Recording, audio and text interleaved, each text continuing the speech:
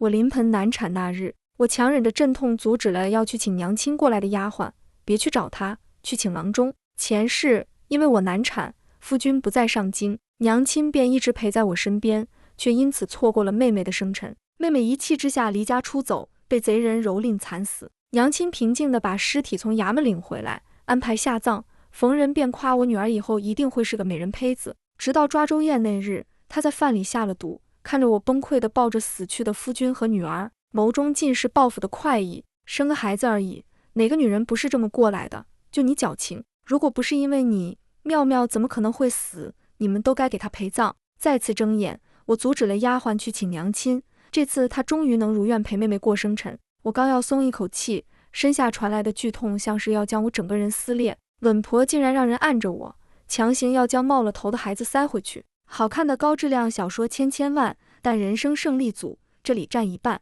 全文一更到底，别忘了按赞、留言、分享、订阅，开启小铃铛。精彩故事现在开始。一阵又一阵剧痛传来，我实在是忍不住了，惨叫就从口中冲了出来。稳婆正使着劲儿掰我的双腿，嘴里还很不耐烦地叫着：“用力啊，你是不是没吃饭啊？使点劲儿啊！”可孩子却依旧没有任何要出生的迹象。丫鬟春华就跪在床边，紧紧捏着我的手，一边哭着一边安慰我：“小姐，您再坚持一下，我这就去请夫人过来。”说完，她就要往外面跑，然而稳婆却一把将她拽了回来。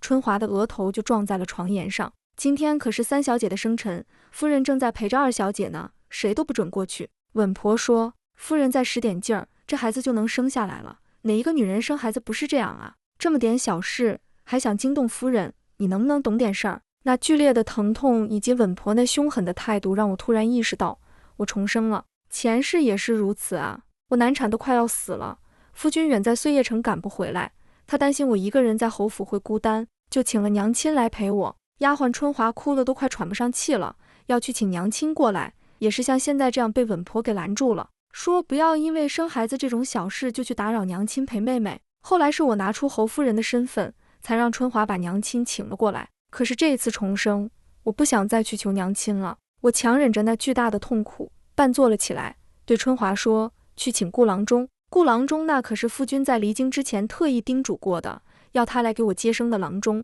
当时娘亲再三说他身边的李嬷嬷接生经验丰富，并且一直坚持让李嬷嬷给我接生，我这才没让顾郎中过来。”稳婆的脸上瞬间闪过一丝慌乱，还没等我把话说完，就强行把我的肩膀按下，又把我给压回到床上，接着一脚就踹向了想要过来扶我的春华。请什么顾郎中？哪一家女人生孩子不是这么个过程？能有什么危险啊？就你事儿多，孩子生不出来，还净整些麻烦事儿。要是被侯爷知道了，连累老爷怪罪夫人和三小姐可怎么办？回来，今天谁都不许出去。春华被他这一脚踹倒在地，紧紧捂着小腹，痛苦地缩成了一团。很快就有2个人从外面冲了进来，死死地按住春华，不让她挣扎。我这才发觉，院子里不知道什么时候多了一群身材魁梧的侍卫。可前世的时候，我从来都没见过这些人啊。春华被按着根本无法挣扎，那些侍卫整齐地围在门口，就像一堵岩石的墙。稳婆又用力地掰开我的腿，抓着孩子猛地一拽，血一下子就把床褥给染红了。一种从未有过的撕裂般的剧痛瞬间就将我给淹没了。我忍不住惨叫起来，可我连一点反抗的力气都没有。稳婆厌恶地把手上的血洗干净，恶狠狠地对我说：“你就别白费力气了，夫人今天可是特意交代过的，不管你出了什么事，都不许去打扰她陪着三小姐过生辰。”就像一盆冷水从头顶直接浇下来一样，我感觉浑身都冷透了。看来娘亲也重生了呀。这一世，她明知道我会难产面临死亡，却还是毫不犹豫地选择抛弃我。前世生产之时有娘亲陪在身边，稳婆虽说不怎么喜欢我，但终究也没敢肆意妄为。我平安地诞下了一个女儿，母女2人都安然无恙。宋妙妙却因为娘亲未能陪她过生日，一怒之下离家出走，结果被贼人掳走，遭受蹂躏后惨死。娘亲为此深深自责，以尚书府千金的身份将宋妙妙下葬。我生下女儿之后，娘亲就每日把自己关在宋妙妙的房间里，不吃不喝，如此持续了整整3日。等她出来的时候，神色平静，仿佛什么都未曾发生过一般。她抱着我的女儿，逢人便说这是个美人胚子，长得像我。她还为女儿绣了一双虎头鞋，说是要庇佑女儿健健康康长大。然而在抓周宴当晚，他却在饭食里下了毒。在场的宾客没有一个活下来的。我拼着最后一口气想要为女儿去请郎中，可他却一把夺走女儿，然后活活把女儿摔死。我的夫君为了保护我，也被他乱刀砍死。毒素在我的全身蔓延开来，我疼得难以言语，只能看着浑身是血的夫君倒在我身上。他却揪住我的头发，把我拖到宋妙妙的灵牌跟前，按着我的脑袋一下又一下的磕着。要不是因为你，妙妙怎么可能会死？你都已经抢走了他的夫君，为什么还是不肯放过他？肯定是你嫉妒他，才故意找人害死他的。我是无辜的呀，分明是他自己不肯嫁，才让我代替他和沈怀瑾成婚的。那股腥甜的血腥味在喉咙里蔓延开来，我一句话都说不出来，只能流着泪拼命摇头。我一出生就被娘亲扔到庄子里抚养，一直到3年前才被接回来，就是为了代替宋妙妙嫁给那个传闻中杀人不眨眼的镇北侯沈怀瑾。娘亲说我是姐姐，要让着妹妹一些，只要是宋妙妙想要的东西，只要我有，我都会毫不犹豫地让给她。甚至在临盆前的那几日，我还写信让夫君回来的时候给他带一身当下最流行的石榴裙。我并不知道宋妙妙会被贼人掳走，我当时只是太害怕了。我流了好多血，特别疼，我怕自己会死掉，我怕自己再也见不到我所爱的人了。可不管我怎么摇头，娘亲就是不肯相信我。妙妙是因为你而死，那你们就都下去给她陪葬吧。疼痛一点点地把我的意识吞噬掉，也把我对她仅存的那一点期待消磨得干干净净。但如今我已经重活一次，我不想就这么死在这儿。血越流越多，我都快睁不开眼睛了。突然，我看到窗外闪过一个身影，那身影看着特别眼熟，我也顾不上别的了，赶忙大声呼喊：“顾郎中！”我极力让自己发出声音。顾郎中的身形顿了一下，扭头就要往这边看。稳婆一下子就冲了过去，砰的一声把窗户关上了，然后回来用湿透了的长巾狠狠地堵住我的嘴，咬牙切齿地低声说道：“给我闭嘴！让你叫，让你叫！”接着他转头朝着门外大声说道：“顾郎中，女人生孩子都是这样的动静，您可别见怪。”顾郎中在窗外停了一下，说了句不会，夫人要是有什么事，尽管来找我，然后就抬脚要走。被侍卫们按着的春华急忙大叫了一声，顾字刚出口，稳婆就冲过去狠狠地甩了他一个耳光：“你也给我闭嘴！你们一个两个的都是些晦气的东西，就知道给老夫人添乱。”春华被捂得死死的，发不出声音。窗外顾郎中的身影渐渐走远，我的心也一点点地沉了下去。春华被人拖走了，房间里就只剩下我、李嬷嬷以及她带来帮忙接生的几个丫鬟了。失血越来越多，疼痛却越来越弱，仿佛都要麻木了。孩子半天也没有动静，我的意识渐渐变得昏沉，整个人陷入到绝望之中，只感觉喘不过气来。稳婆一边指使着人换水，一边忍不住骂骂咧咧：“真麻烦，哪有人生孩子像你这样不安分的？让你用力没听见吗？赶紧把孩子生下来，我还得去伺候三小姐过生日呢。”我根本说不出话来。就在我以为自己今天就要死在这儿的时候，一个沉稳的声音从外面传来：“里面情况怎么样了？你们都在这儿等着做什么？”“是哥哥。”我心中涌起一阵惊喜，可稳婆为了防止我发出声音，已经用布巾堵住了我的嘴，甚至还用布条绑住了我的手腕，不让我挣扎。听到大哥的声音，稳婆看着满地的鲜血，表情微微变了一下：“这都什么时候了，还生不出来？流了这么多血，不行，可不能让大公子看到，不然我就完了。”“对，塞回去，我得把孩子塞回肚子里去。”他一边喃喃自语，一边让丫鬟按着我的肚子，努力把已经露出头的孩子往肚子里塞。疼痛已经到了无法忍受的地步，我只能拼尽全力用胳膊肘狠狠地击打着床板，满心期望大哥能够听到我这边的动静，然后冲进来救我。紧接着，大哥那冷峻严厉的声音传了过来：“还不赶快让开！长安正在生产呢，这都过了多长时间了，还没有消息，赶紧让开！里面是谁在接生？要是没本事接生，就赶紧滚出来，让顾大夫进去。”自从我被接回尚书府之后，大哥是府上唯一对我好的人。稳婆突然站了起来，草草地洗了洗满是鲜血的双手，然后对按着我的丫鬟吩咐道：“都给我按住他，可不能让大公子发现，赶快把孩子塞回去。大公子那边由我去应付。”说完，他就走出门去。被他吩咐过的丫鬟哆哆嗦嗦地跪了下来，继续做着稳婆刚才做的事情。门外传来稳婆那低声下气的声音：“大公子，真不是奴婢不让顾郎中进去。不管怎么说，他毕竟是个男人啊，整个上京哪有让男人接生的道理呢？要是传出去了，二小姐的名声还要不要了？女人生孩子很快的，奴婢明白您担心二小姐的身体，孩子马上就会生出来的，奴婢肯定会确保母子平安的。您和顾郎中还是先走吧。大哥冷冷地说道，我给你2炷香的时间，2炷香的时间一到，如果孩子还没生出来，你就小心你的脑袋。没过多久，我就看到屋门被拉开了一下，然后又关上了。稳婆一脸得意地朝着我走过来，朝着我的身下看了一眼，满脸都是嫌恶的神情。丫鬟满脸担忧地看着她，小声地问道，嬷嬷，这可怎么办啊？要是被大公子知道了，他肯定会打死我们的。慌什么慌？他很不耐烦地朝着那丫鬟踹了一脚，然后扭头看向我，眼中闪过一丝阴毒，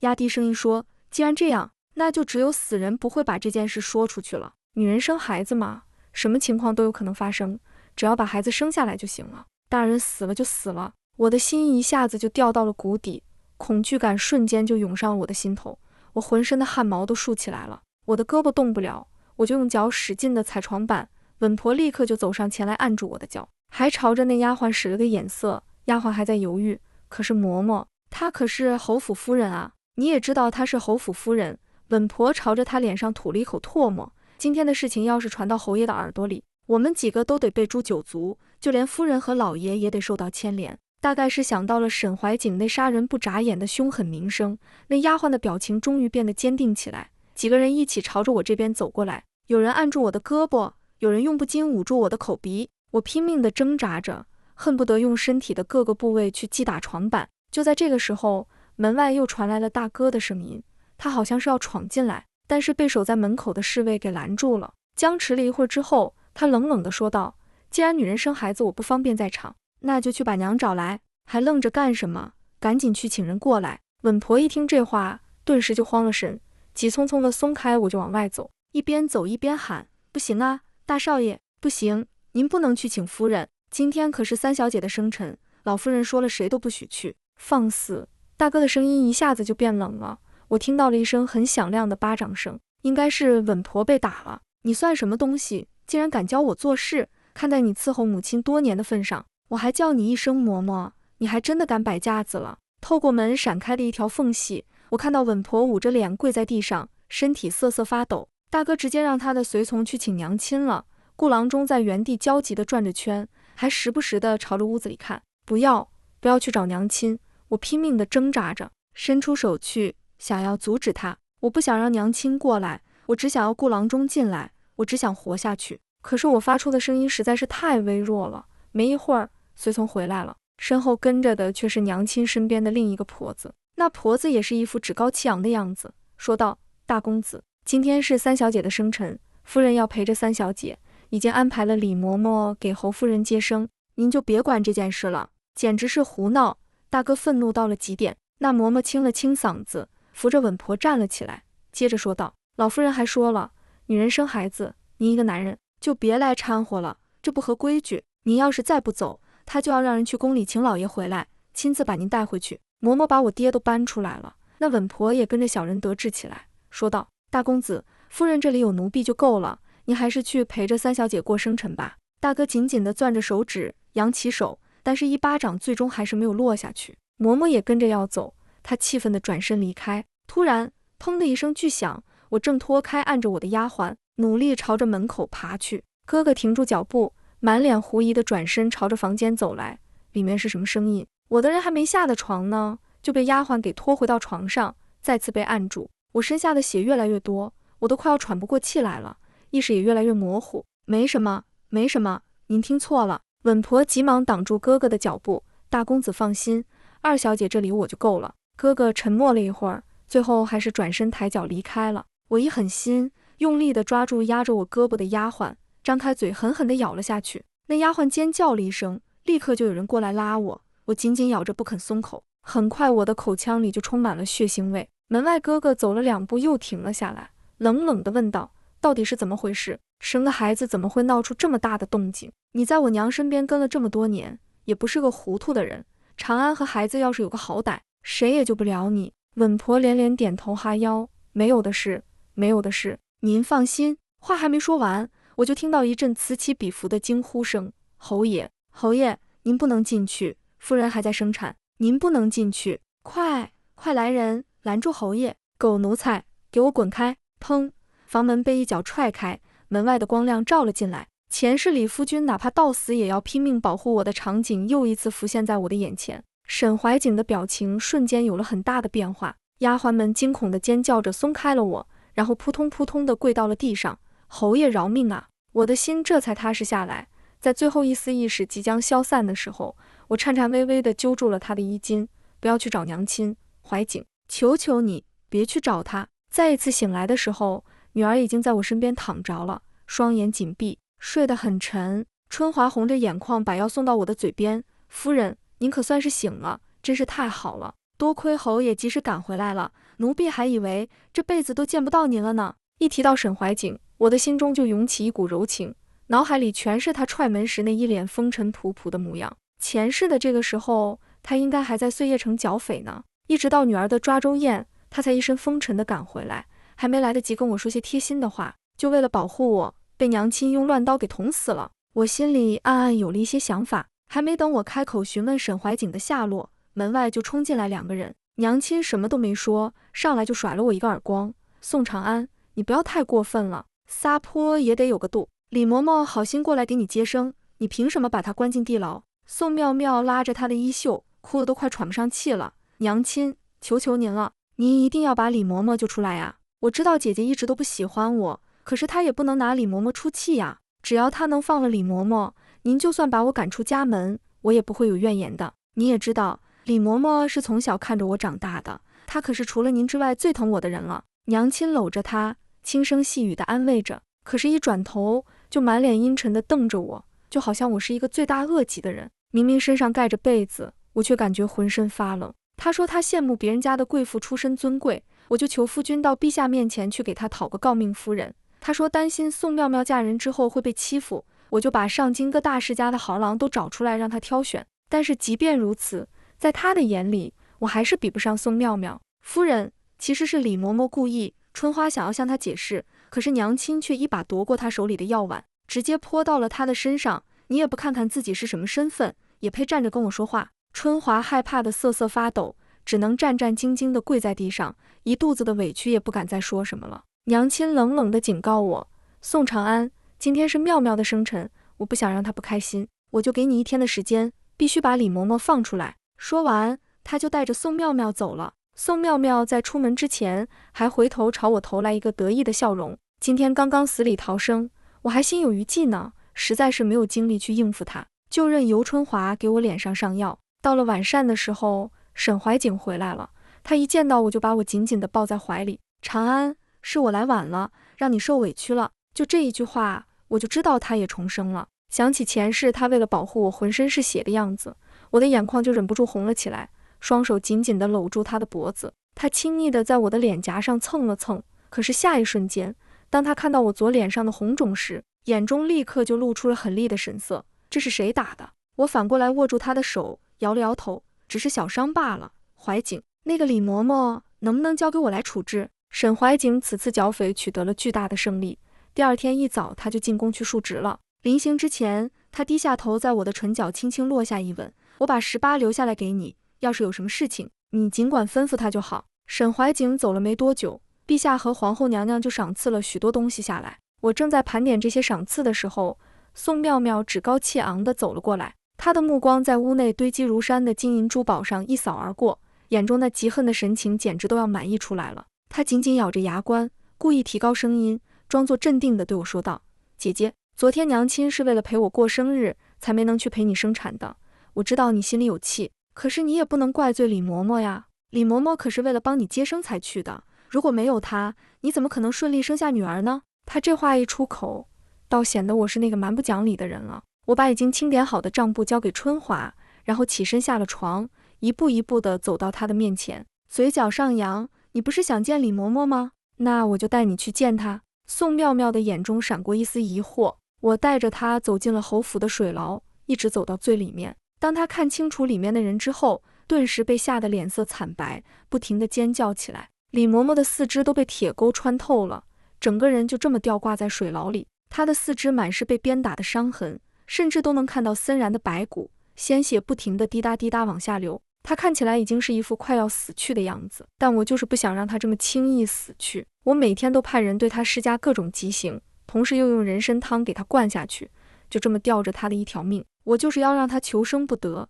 求死不能，只能像个活死人一样。宋妙妙每尖叫一声，18就当着他的面甩李嬷嬷一鞭子，那飞溅的血迹溅到他的脸上，还带着温热。宋妙妙惊恐地捂着嘴，仓皇失措地想要逃走，却被守在门口的下人给拦住了。他满脸不可置信地瞪大了眼睛看着我，宋长安，你想要干什么？我警告你，你可别乱来呀！你信不信我去告诉娘亲，她一定会好好收拾你的。我没有理会他的警告，直接让18把他按了下来。宋长安，你疯了吗？谁允许你对妙妙动手的？18刚要把宋妙妙推进水牢的时候，一个尖锐的声音传了过来。娘亲像护着宝贝一样冲过来，把宋妙妙护在身后，满脸警惕地看着我。宋妙妙就像看到了救星一样，眼泪不停地往下掉。她拉着娘亲的袖子，呜呜地哭了一会儿，然后又装作很善解人意的样子说道：“娘，我真的不是故意不让你去陪姐姐的，我只是觉得姐姐临盆的时候，你去了也帮不上什么忙，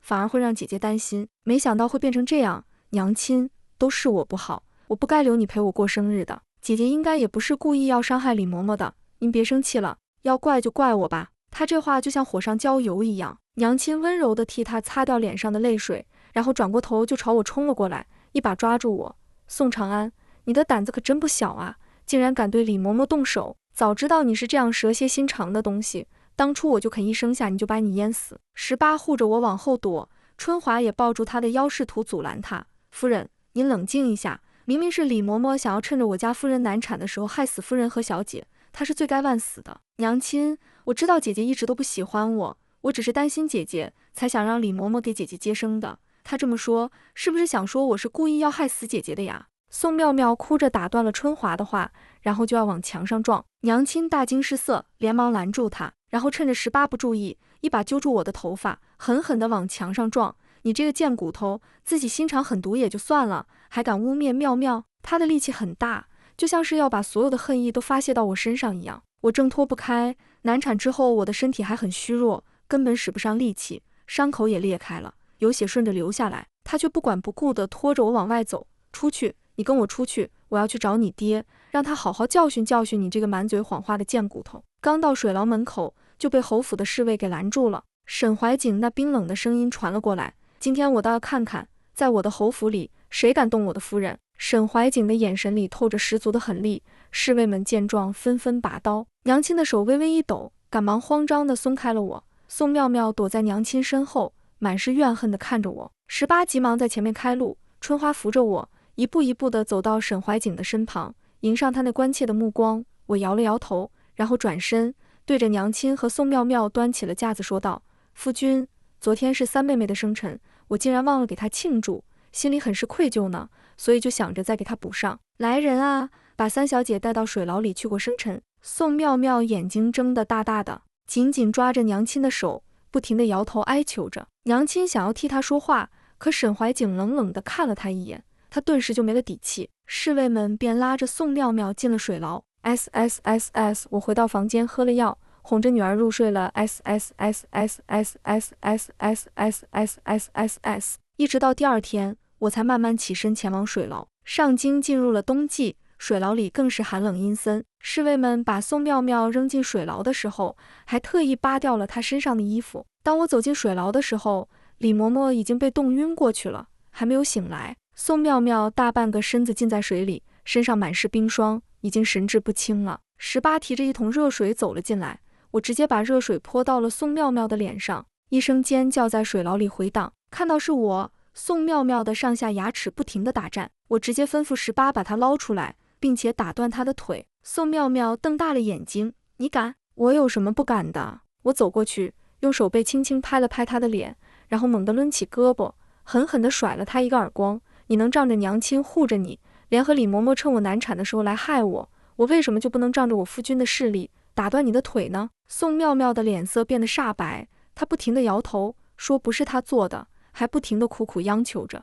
但这对我来说毫无用处。18上去两脚，伴随着清脆的骨折声，水牢里就响起了经久不息的惨叫声。水牢外面突然传来父亲的声音：“宋长安，我知道你在里面呢，赶紧把妙妙放了，我回头看去，父亲的身后还跟着气势汹汹的娘亲，两人被侍卫拦在门口。宋妙妙的眼中升起了希望，趾高气扬地对我说道：“看到了吧，爹都来了，你要是再不放开我，他就会把你永远赶出尚书府。”我却丝毫不以为然，我捏着他的下巴，反问道：“你不是很喜欢让娘亲陪你过生辰吗？”宋妙妙满脸疑惑：“你这是什么意思？”正好，今天就让他们也来陪你过生辰。宋妙妙的脸瞬间没了血色，提高声音说道：“你敢！”她话音刚落，18就在我的眼神示意下，把娘亲和父亲一起带了进来。妙妙，我的妙妙啊，让你受苦了！一看到宋妙妙，娘亲的眼眶就红了，哭着就扑了过来。18一把锁住她的喉咙，把她按在墙上，让她动弹不得。娘亲的脸色变得煞白，父亲急忙去阻拦，却被拦在了门外。他的表情有了很大的变化。长安，你在做什么呢？妙妙可是你的妹妹呀，你可别乱来。但是他的话对我一点作用都没有。宋妙妙的双腿已经被我打断了。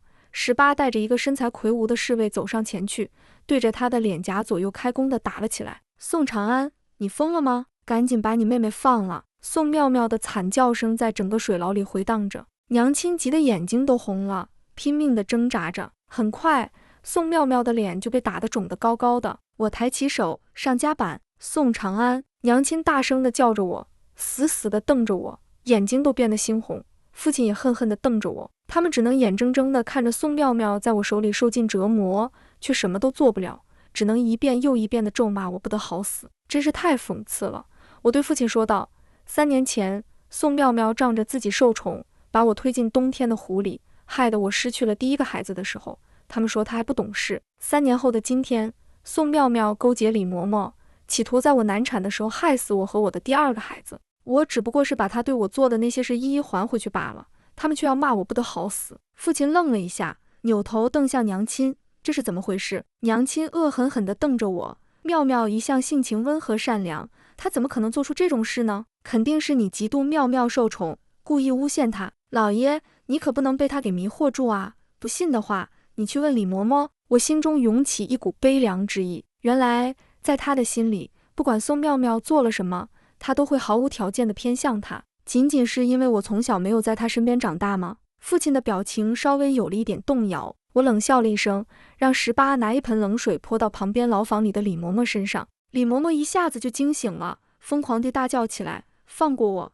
放过我呀！我什么都不知道啊！老爷，老夫人，我真的什么都不知道啊！”不管18怎么用严刑拷打他，他自然是不肯承认的。娘亲对父亲说道：“老爷，你看到了吧？宋长安都把李嬷嬷折磨成这样了，他都没说，这肯定不是妙妙做的，肯定是宋长安故意栽赃陷害妙妙的。老爷，您赶快进宫去，让人来救妙妙啊！”父亲紧紧地捏着手指，转身就要往回走，却被从后面过来的沈怀瑾给拦住了。岳父大人好不容易来一趟侯府，何必急着要走呢？正好我从碎叶城回来，有件礼物要送给岳父大人和岳母呢。父亲和娘亲的脸色变得苍白，满脸疑惑地看着他。沈怀瑾走进来，把我揽进怀里，心疼地握着我被冻得冰凉的手，问道：“冷不冷？这种事情交给下面的人去做就好了，省得弄脏了你的手。有夫君做依靠，我的底气更足了，腰板也挺得更直了。”我瞥了一眼父亲和娘亲，说道：“陪妹妹过生辰这种事，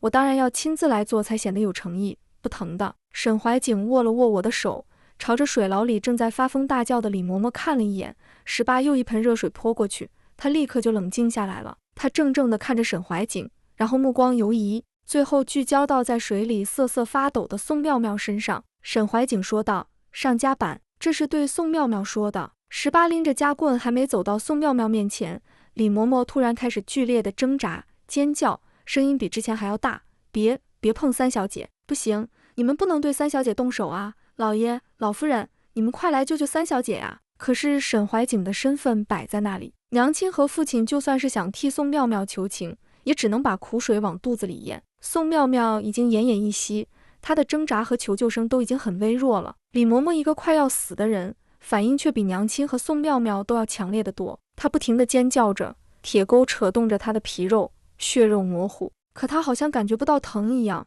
就像疯了似的。当夹棍落到宋妙妙的指尖上的时候，李嬷嬷连忙大声喊道：“别动我女儿！我说，你们想知道什么我都说，是我故意要害2小姐的。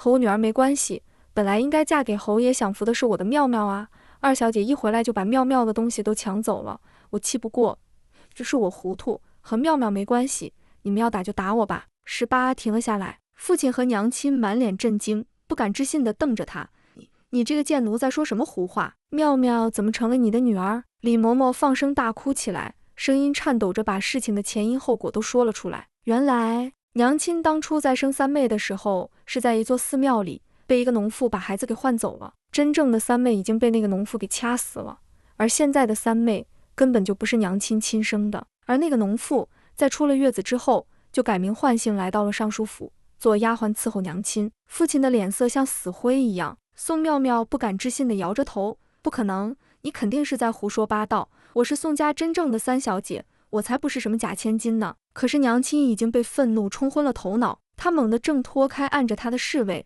，2、3步就冲进了水牢，按住李嬷嬷就疯狂地厮打起来。贱人，你这个贱人，你还我的宝贝女儿！很快李嬷嬷就没了气息，娘亲无力地瘫坐在地上，又哭又笑的，就像疯了一样。宋妙妙挣扎着想要朝着她爬过去，就像我难产的时候朝着门口呼救一样。娘亲，救我！你别听那个疯婆子的鬼话，我是你的女儿，我才是尚书府真正的千金小姐，滚开！她的手还没碰到娘亲，就被娘亲一脚给踹开了。你算个什么东西，也配做我的女儿？都是你害死了我的女儿，都是你，我要你偿命！这一系列的变故发生的实在是太过突然了，我都还没来得及做出反应，娘亲对着宋妙妙就是一顿拳打脚踢，她好像是疯了一样，不停地对宋妙妙又撕又打，用指甲去抓她的脸，扯着她的头发，还把她的脑袋往地上按，一个劲儿地撞。她满身都是血，就和前世杀我的时候一样疯狂。我不由自主地朝着沈怀景的方向靠了靠，被他握住手之后，才感觉安心了许多。最后还是侍卫把他给拉开了。可是这个时候宋妙妙已经没有了呼吸，沈怀景让父亲把娘亲带走，然后送我回了房间。一直到女儿满月抓周宴的时候，我都没有再听到关于娘亲和父亲的任何消息。春华有些犹豫地告诉我说，小姐，您还不知道吧，老爷被贬到南蛮去了，他和夫人明天就要离开京城了。在您调养身体的这段时间里，夫人每天都会过来，但是每次都被拦住了。我愣了一下，很快就明白这是沈怀景安排的。在父亲和娘亲离京的那一天，我坐在马车上为他们送行。仅仅1个月没见，父亲的头发就已经花白了，整个人看起来满是沧桑，身体也佝偻着。娘亲更是变得疯疯癫癫的，连拐杖都拿不稳，一直在不停地颤抖。一看到我，她就趔趄着朝我走过来。长安，你终于肯见我了，你去求求侯爷好不好？你父亲年纪大了，经不起长途跋涉的颠簸，你让他留在上京吧，以后你要是受了委屈，他还能为你出头啊。担心我？我可不这么觉得。我被他们扔在庄子里放养了18年，他们对我不闻不问，我可没看出来他们担心我。我被宋妙妙一次又一次陷害的时候，也没见他们担心我，甚至在我难产都快要死的时候，同样没见他们担心我。现在落魄了，才说担心我？你是什么身份，也配说担心我？你不过是个7品官员的夫人，而我是1品诰命夫人，是镇北侯的夫人，你有什么资格说担心我？就在他快要碰到我的时候，我一下子就把手缩了回来，娘亲没站稳，整个人就摔倒在地上，丫鬟赶忙过去搀扶她。父亲对我呵斥道，长安，你怎么能这么说话呢？她可是你的娘亲啊！放肆！你怎么能这么说话？她可是侯府夫人。春华把胸膛一挺，打断了他的话，还把他的话原封不动地回敬了过去。父亲的脸上青一阵白一阵的，只好不情不愿地跪到地上，给我行了个礼。我冷哼了一声，弯下腰靠近娘亲的耳边，一个字一个字地说道，别装了，我知道你也重生了，我也是。你还真以为我会像上辈子一样继续相信你的鬼话，做那个天真无邪任你打骂的乖女儿吗？娘亲的脸上闪过一丝慌乱，不是的，长安，不是这样的，都是我不好，我不该听信他们的谎话误会你，他们不是好人，你也不是。还记得前世吗？你是怎么杀死我一家3口的？还记得宋妙妙吗？我嘴角上扬，冷冷地说道，前世你说是我害死的宋妙妙，怎么重生一回，你却亲手把她给杀了呢？她再怎么说，也是你抚养了21年的人。娘亲，你可比我更加蛇蝎心肠。娘亲一下子瘫坐在地上，眼神变得溃散。我的目的已经达到了，便打算离开。娘亲突然冲了过来，拦在马的前面，被马撞出去3尺远，却还是艰难地一步一步地朝着我爬过来。她抬起头，泪水冲开脸上的尘土，露出那张满是皱纹的脸。长安，我知道错了，我求求你，你让我们留在上京吧。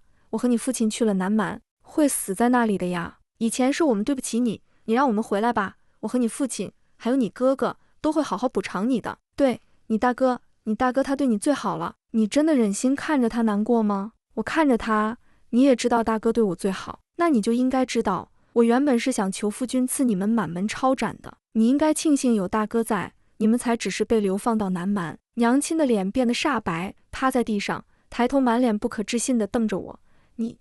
他已经说不出话来，但我知道他是想骂我蛇蝎心肠，不过那又能怎样呢？我微微眯了眯眼睛，那你就放心吧，我还有更蛇蝎心肠的手段呢。任由他在身后从破口大骂变成嚎啕大哭，我没有再理会他，直接回到了侯府。在娘亲和父亲离开上京的第3天，我收到消息，老爷和夫人在路上遇到了山贼，不幸身亡了。春华告诉我，父亲和娘亲是被山贼下了毒，然后又被乱刀捅死的。他说这个消息的时候，沈怀景还偷偷地观察着我的表情，看到我没有生气，他才松了一口气。我满不在乎地在沈怀景的怀里换了个舒服的姿势躺着，然后让春华以后不要再提这件事了。